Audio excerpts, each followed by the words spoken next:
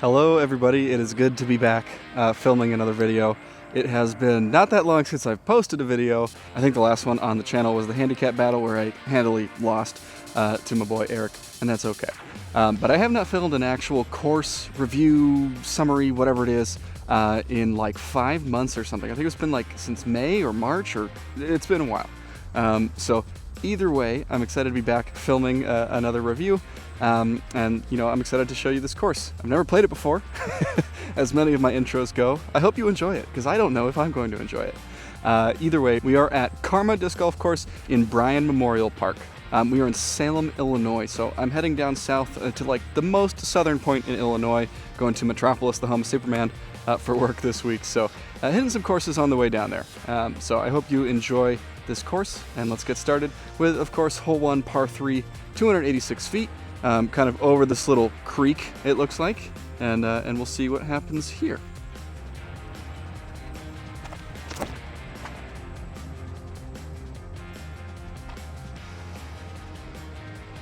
All right, not bad. There we go, 1 for 1. All right, this is hole 2, 320 feet. Gonna go cap wrap here. Not quite sure where the basket is. I know it's up to the right, somewhat in line with the tee pad for hole 3. The creek does come into play. I guess it's past the basket, and there's I'm not sure what the ground is. Looks a little confusing, but we're gonna throw cap wrap on hyzer and hopefully hit this tunnel. Oh, that's inside. Is that inside or is that perfect? All right, we got hung up in a tree. We'll see where the basket's at when we get up there. That was not ideal. Definitely put too much hyzer on that. I needed to push further straight. Basket is up here.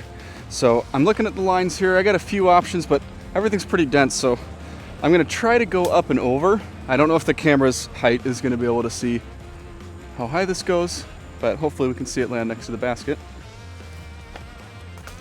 Oh boy. Nope. All right. Okay, well, had my drive landed here, I'd be happy with that for the upshot. The creek, I believe, does come into play behind the basket, so I maybe shouldn't go too crazy on this, but I might try to save par. Settle. Okay, I think it's good. Okay, that's a bogey. Okay, hole 3, 311 feet. This one is pretty tight. There's lots of trees down here. Looks like we have a nice lane down the left-hand side. So being a lefty, I'm gonna try to hit that line, and we'll see how we do there. All right.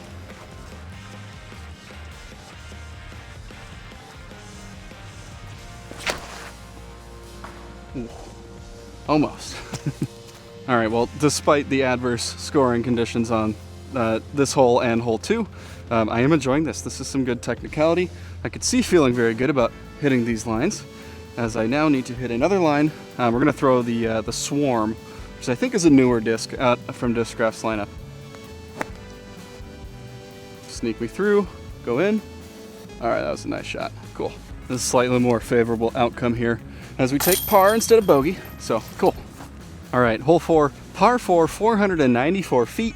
Looks like the basket is way down there to the right. I don't have eyes on it, but I am gonna try to make my way to the right side. Oh, okay. That's very far right. Huge skip. I think that's too far right. Whoops. All right, the game plan was good. The execution was flawed. Now we have a trickier shot here. So we're gonna go James Barella Luna. Try to hit this gap. Nice little turnover.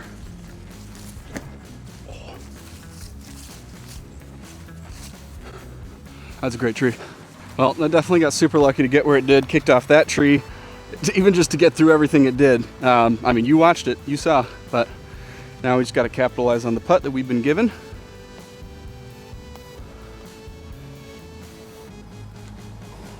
There we go. Take the breaks when you get them. Hole 5, par 3, 390 feet. We're straight down back to where we were throwing before. I'm gonna try to throw this more stable wraith. I have a flippier wraith in the bag, but this one's a little bit more stable. Throw it on hyzer. Hopefully get her down there. There are, once again, a few trees in the way.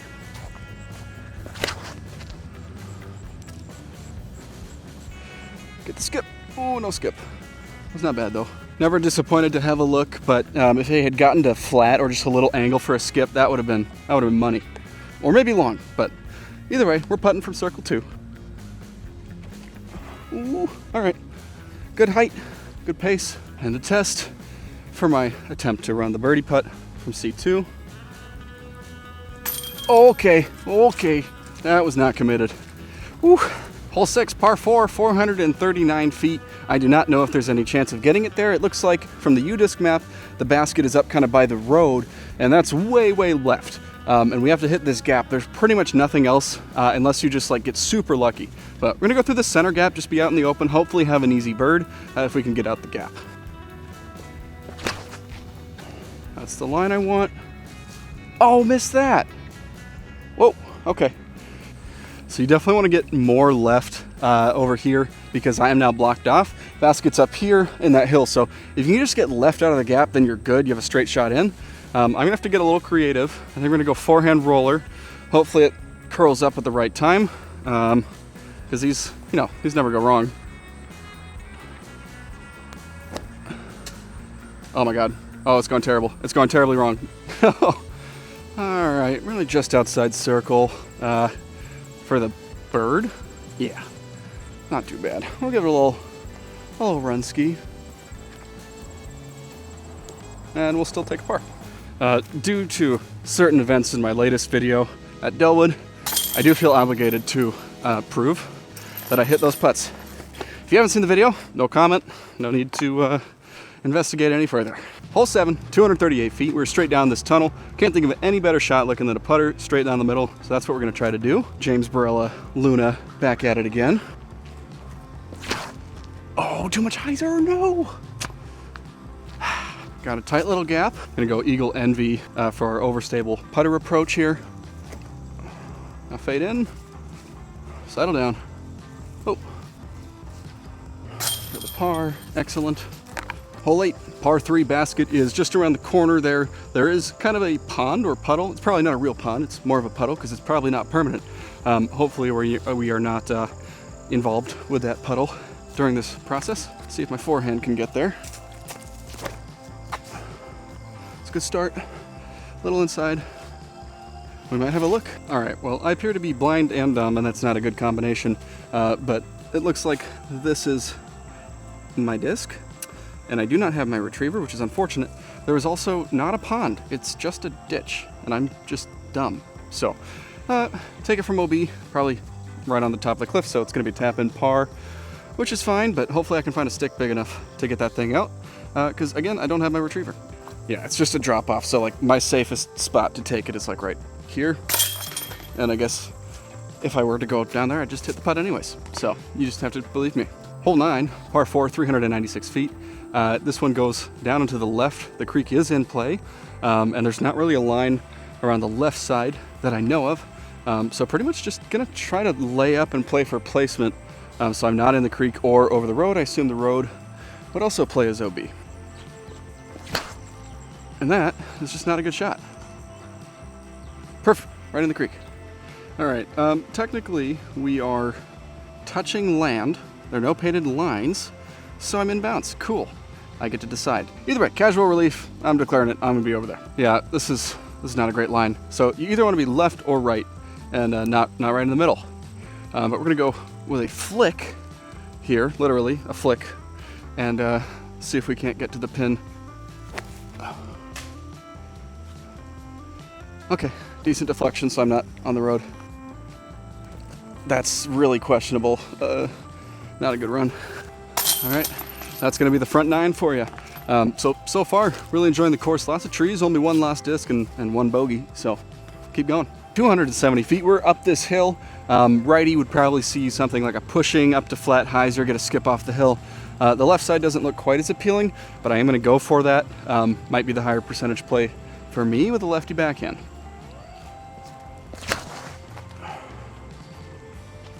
Woo! Oh, that's too big of a skip. Not great. There we go. Hole 11, par 3, 289 feet. We're just down to the right here. Gonna throw the zone in front of my new friends and hopefully impress them and not embarrass myself. Sit. Ooh, you're right there. Right on the edge of the hill. All right, we're just outside the circle, maybe 40 feet here. That's not gonna do it. Almost. I would have done it. Hole 11, par 3. U-disc says 325 feet. The T sign here says 340 feet. I'm leaning to believe more 340, but maybe straight at it is 325 and any accessible line is 340. So we may just go straight at it. We're gonna go with the Athena here. That may go long, and that is fading. Oh, that is fading really far. Oh boy. Did that catch? All right, she did catch right in this ditch. If I didn't land right in this ditch, I guaranteed I would have skipped on the road, gone OB. So that was a very, very nice, fortunate ditch. Now, once again, let's hopefully capitalize. Oh.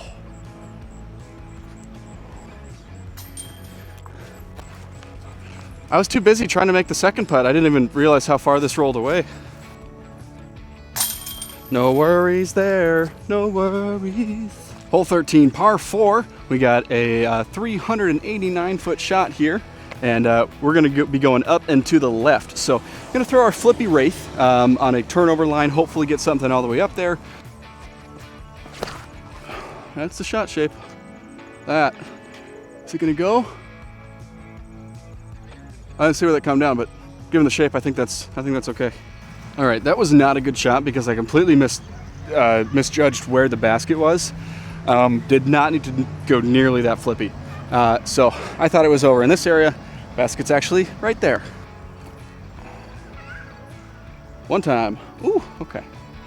I mean, it's still a birdie since it's a par 4. Definitely a softer par 4, and I feel like I could definitely get there. It's fun. My intuition told me it was like, if I was a course designer, I would put a basket right in this group of trees. And then I looked over there and I saw on U-disc that the basket was near the next tee, which I thought was that sign, but it's actually that way. Oh well. Hole 14, par 4, 440 feet. I actually see the basket for this one this time, just straight ahead that way, I think. So this one's a little bit more obstructed, low ceiling, gaps everywhere. I'm gonna try to hyzer around the left side here with the boss. I apologize for any road noise. There's a road right there, and that's my fault. Oh, two turned, dang. It's gonna cut roll towards the pin a little bit, so it should be an easy layup for the 3. And that should do.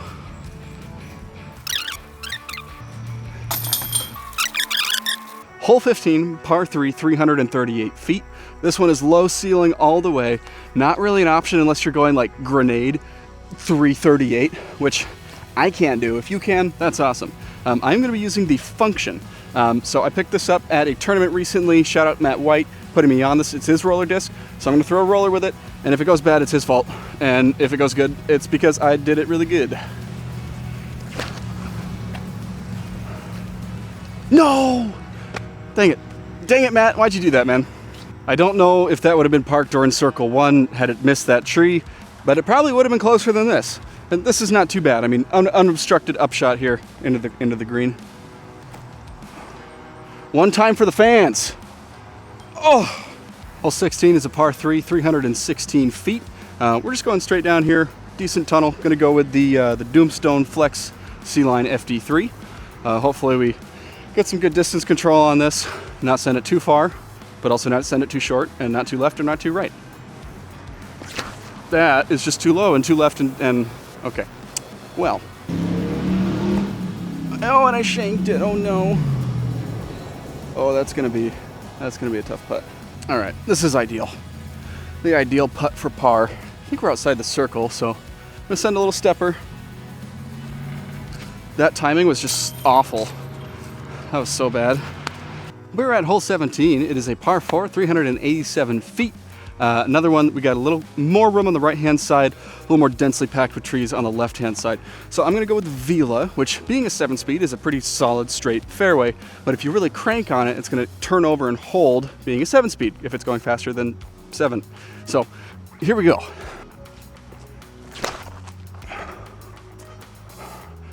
That, oh, stop fading, dang it. I think the trees messed with that, but that was perfect.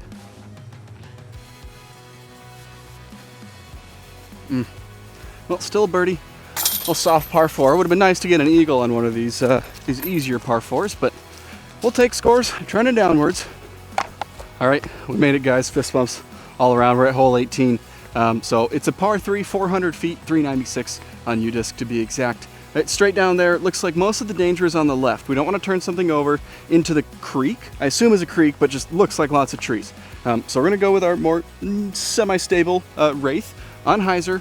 I think if we give it enough height, it should come back and hopefully go dead straight at the pin. Oh, that's turning. Come on, get out of it, get out of it, get out of it, please. Oh, good kick. Okay. As I was walking up here, I definitely was like, there's no way it's actually this close to the basket. I thought that kick was gonna send it into the basket. And I was like, yeah, it's probably like 30 short. And it's not, it's absolutely parked. So that's a pretty good way to end it. I am pleased with that outcome. I think that puts us to 5 down and a respectable round. I'm just coming off a weekend where I was sick all weekend, and I'm, tired and exhausted. I should probably stop and go home. Well, I'm not going home. I'm going to the hotel where I'm working at. But either way, I just wanted to give a quick rundown. So this has been Karma Disc Golf Course at Bryan Memorial Park. I enjoyed the play, right? It's a park style course. You're not going to get too much from it. However, for being a park style course, it felt like there were park style shots and then a bunch of trees where normal park style courses weren't going to have all those trees. So I felt like there was a lot of challenge, and maybe some of that challenge was like mental when you're looking at all these trees and that's getting in your head.